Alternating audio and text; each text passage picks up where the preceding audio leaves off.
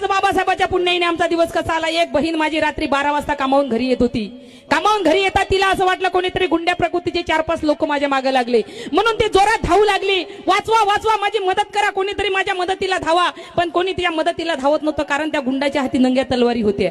जोरात धावत होती बाई, धावता धावता एका घराची खिडकी तिला खुली दिसली। जसं त्या खिडकीतून तिनं वाकून बघितलं तसंच त्या दरवाजावर हात दिला, दरवाजा खोलला, बाईला आतमध्ये घेतलं, दरवाजा बंद केला। रात्र निघून गेली, सकाळ झाली, बाई घराच्या बाहेर निघाली। घराच्या बाहेर निघाल्यावर त्या पोराला बोलली, अरे दादा धन्यवाद रे, तू माझा जीव वाचवला। तेव्हा तो घरातला मुलगा बोलला, ताई जाण्याच्या अगोदर माझ्या प्रश्नाचं उत्तर दे। तूही एकटी मीही एकटा, तूही जवान मीही जवान, तूही सुंदर मीही सुंदर, त्याच्या जागेवर जर मीच तुझ्यावर बलात्कार केला असता तर कोण्या विश्वासानं माझ्या घरात आली। तेव्हा ती मुलगी बोलली, अरे नाही रे दादा, मी अशी तुझ्या घरी आली नाही, मला वाटलं माझं जीवन समाप्त झालं। धावता धावता जेव्हा मी तुझ्या खिडकीतून वाकून बघितलं